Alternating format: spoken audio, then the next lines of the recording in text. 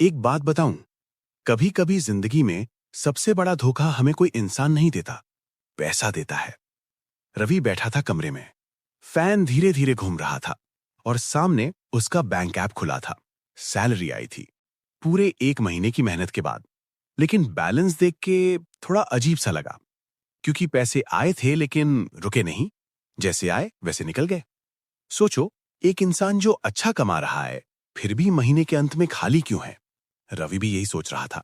उसके पास जॉब थी, ठीक ठाक सैलरी थी, नया फोन था, बाइक थी और हाल ही में उसने घर भी लिया था, लोन पर। सब कुछ सही लग रहा था बाहर से, लेकिन अंदर थोड़ा दबाव था। ईएमआई, क्रेडिट कार्ड, खर्चे और सबसे खतरनाक चीज, आदत।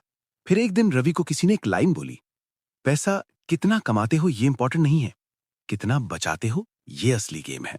बस यहीं से चीजें बदलनी शुरू हुई। और यही बात आती है रिच डैड पुअर डैड के चैप्टर 2 में, व्हाई टीच फाइनेंशियल लिटरेसी में। वहां एक बहुत सिंपल बात समझाई गई है, लेकिन वही सबसे पावरफुल है।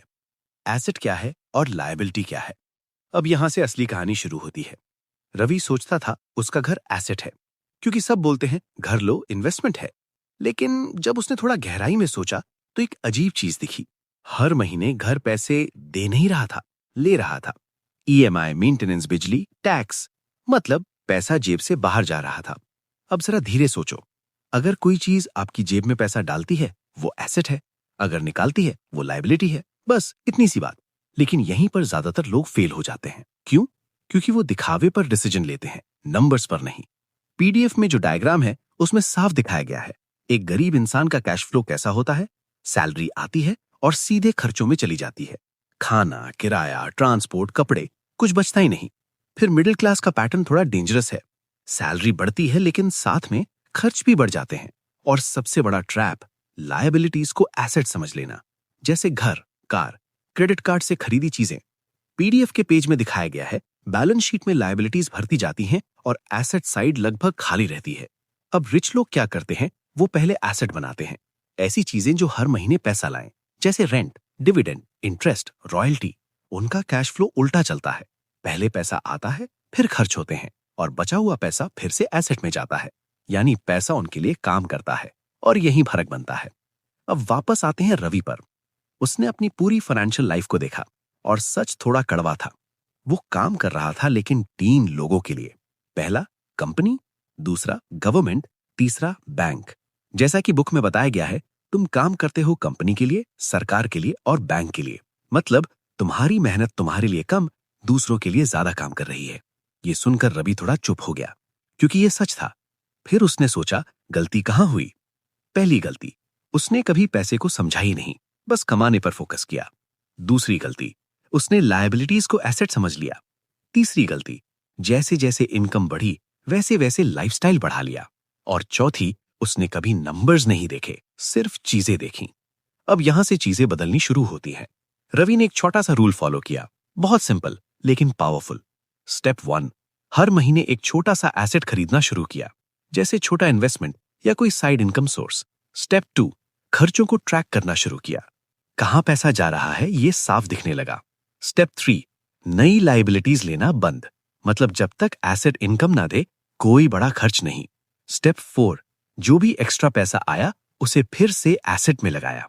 अब कैलकुलेशन समझो, बहुत सिंपल है।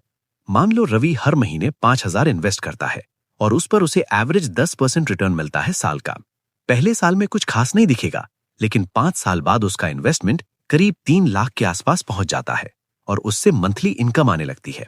अब सोचो, अगर ये प्रोसेस 10 साल चला तो वही पैसा उसके मंथली खर्च कवर करने लगता है। यही वेल्थ है। बुक में भी यही डेफिनेशन दी गई है। वेल्थ मतलब अगर तुम आज काम बंद कर दो तो कितने दिन सरवाइव कर सकते हो।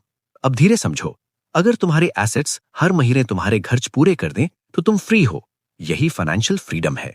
रवि ने यही समझा और धीरे धीरे उसका स्ट्रेस कम होने लगा, क्योंकि अब वो सिर्फ पैसे के पीछे नहीं भाग रहा था, पैसा उसके लिए काम कर रहा था। एक और इंटरेस्टिंग बात जो इस चैप्टर में थी, वो ये कि बहुत सारे लोग अचानक अमीर बनते हैं लेकिन फिर गरीब हो जाते हैं। क्यों?